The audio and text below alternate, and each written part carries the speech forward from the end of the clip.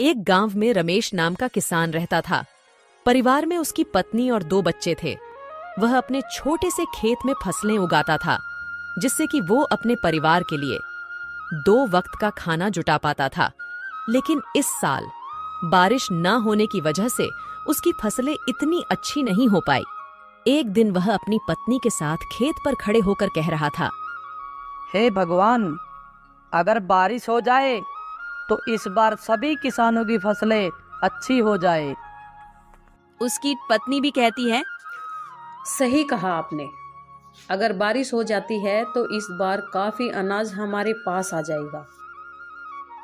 बारिश की आस में किसानों की उम्मीदें टूटने लगती हैं, लेकिन बारिश की एक भी बूंद जमीन पर नहीं गिरती। परिणाम यह होता है कि सभी किसानों की फसलें बर्बाद हो जाती हैं। रमेश की फसल भी पूरी तरह बेकार हो जाती है। ये देखकर रमेश कहता है, हे भगवान, इस बार किसानों का बहुत नुकसान हुआ है। फसलें पूरी तरह से नष्ट हो चुकी है।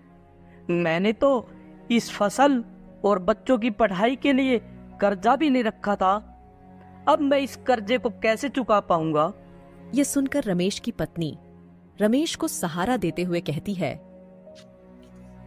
कोई बात नहीं, अब जो होना था वो हो गया।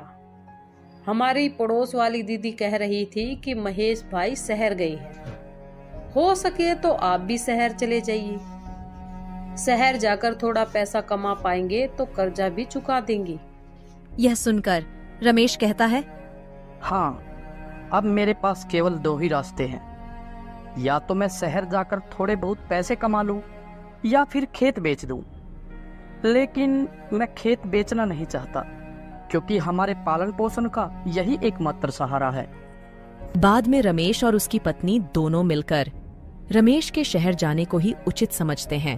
अगली सुबह रमेश शहर जाने की तैयारी करता है। वह अपनी पत्नी से कहता है, सुनो, मैं खाली हाथ शहर जा रहा हूँ। कोशिश करूंगा कि कहीं अच्छा सा काम ढूंढ लूं और थोड़ा बहुत पैसा कमा लूं। जैसे ही कुछ पैसे हो जाएंगे, मैं तुम्हें खर्चे के लिए भिजवा दूंगा। रमेश के जाते वक्त उसकी पत्नी उसे कुछ पैसे देती है। यह देखकर रमेश कहता है, यह पैसे कहाँ से आए तुम्हारे पास? रमेश की पत्नी कहती है, मैंने थोड़ा थोड़ा करके ये पैसा जमा किए थे अपने बुरे वक्त के लिए। अब शायद इनका सही वक्त आ चुका है। रमेश थैला उठाता है, उसी में उन पैसों को रख लेता है और शहर के लिए रवाना हो जाता है। शहर पहुंचकर वह काम ढूंढना शुरू करता है, लेकिन पूरा दोपहर काम की तलाश करते करते वह थक जाता है, लेकिन काम नहीं मिलता है। उसके बाद वह एक बगीचे में जाकर पेड़ की छांव में बैठ जाता है। वहीं पास में 2 जेब कतरे आपस में बात कर रहे होते हैं। सुन बे कल्लू, 3 दिनों से कोई भी मुर्गा हाथ नहीं लगा है। लगता है इसके पास काफी माल है। इस बार खाली हाथ लौटकर नहीं आना है। सही कहा मालिक, आपकी निगाह तो बहुत तेज है। चल अब तारीफ करना बंद कर और काम पर लग जा। मैं इसे बातों में उलझा लूंगा और तू इसका थैला लेकर 1, 9, 11 हो जाना। मालिक, यह सब तो ठीक है, लेकिन 1, 9, 11 नहीं, 9, 2, 11 होना है। बकवास बंद कर और काम पर लग जा। उनमें से एक जेब कतरा रमेश के पास जाकर उससे बात करने लगता है। अरे श्याम बाबू, कैसे हो? बड़े दिनों बाद दिखाई दिए हो। अरे भाई, आप कौन हो? मैं तो आपको जानता भी नहीं। और मेरा नाम श्याम बाबू नहीं, मेरा नाम तो रमेश है। अरे हाँ, तभी मैं कहूँ कि तुम्हारा नाम भूल रहा हूँ। अच्छा, और बताओ क्या हाल है? अरे क्या बताऊं भाई, गांव से शहर आया हूँ काम की तलाश में, लेकिन काम मिल नहीं रहा। अगर आप मुझे जानते हो तो मेरे लिए कोई काम ही बता दो। इन दोनों की बातचीत हो ही रही थी, तभी कल्लू रमेश का थैला लेकर 9, 2, 11 हो जाता है। पहला जेब कतरा कहता है, अरे भाई, लगता है पहचानने में गलती हो गई। चलो मैं चलता हूँ। अजीब लोग हैं शहर की।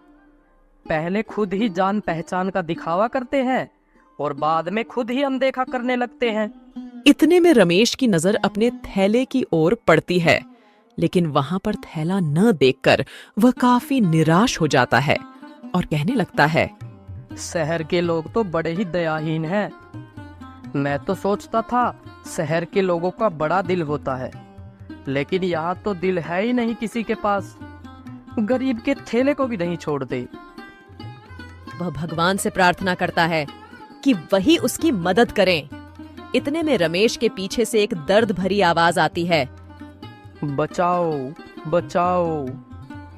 रमेश उस आवाज को सुनता है और देखता है कि वहां एक घायल व्यक्ति जमीन पर नीचे पड़ा हुआ है।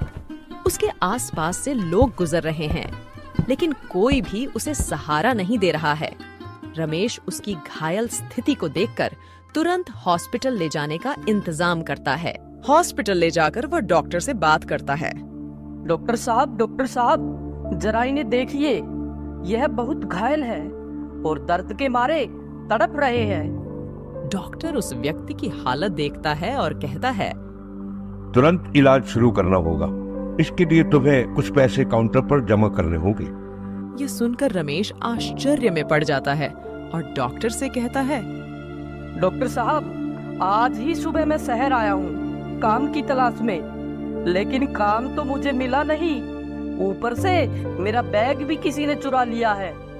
डॉक्टर उस व्यक्ति का तुरंत इलाज शुरू कर देते हैं और कुछ समय बाद बाहर निकलते हैं।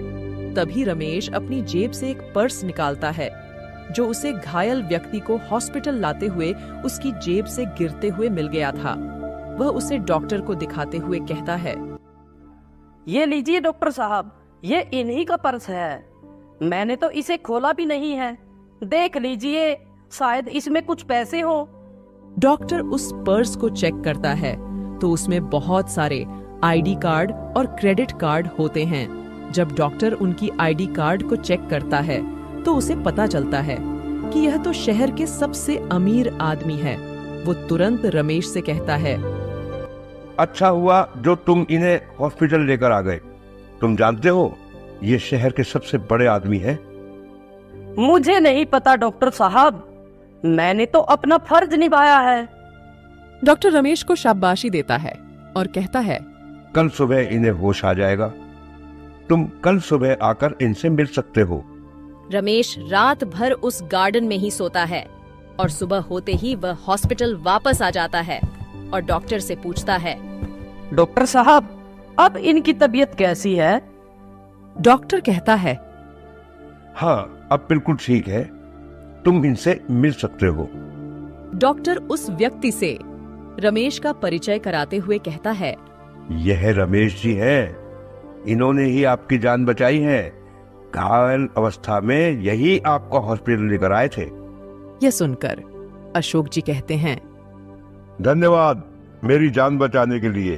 तुम कौन हो और क्या करते हो?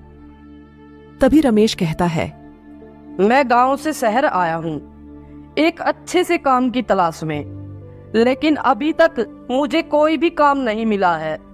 मेरे ऊपर कर्ज है। मैं उस कर्ज से मुक्त होना चाहता हूँ, इसलिए मैं शहर पैसे कमाने के लिए आया हूँ। अशोक जी ये सोचकर हैरान हो जाते हैं कि यह व्यक्ति इतनी परेशानी में होते हुए भी मुझे हॉस्पिटल लेकर आया।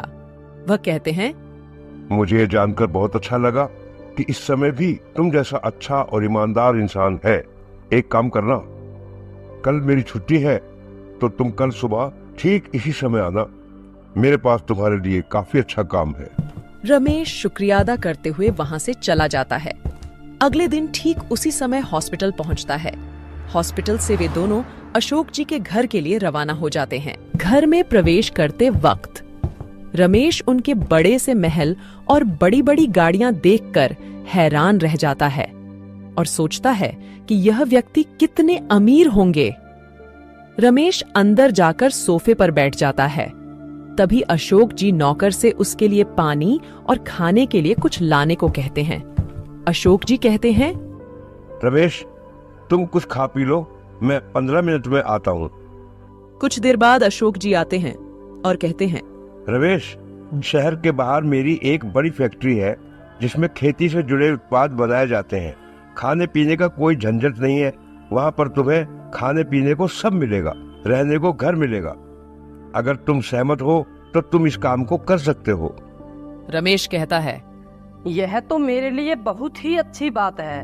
वैसे भी मैं एक किसान हूँ, खेती बाड़ी के बारे में मुझे बहुत अच्छे से पता है। मैं इस काम को अच्छे से कर पाऊंगा। अशोक जी कहते हैं, तुम चाहो तो अपने परिवार को भी यहाँ लाकर रह सकते हो। अशोक जी रमेश को कुछ पैसे देते हैं जिससे वह अपने कर्ज को चुका पाए। फिर रमेश गांव जाता है और अपने कर्जे को पूरी तरह चुका देता है और अपने परिवार के साथ शहर वापस लौट आता है। अशोक जी रमेश के दोनों बच्चों की पढ़ाई का खर्चा भी खुद ही उठाते हैं और उनके खाने पीने का और रहने का ख्याल भी रखते हैं।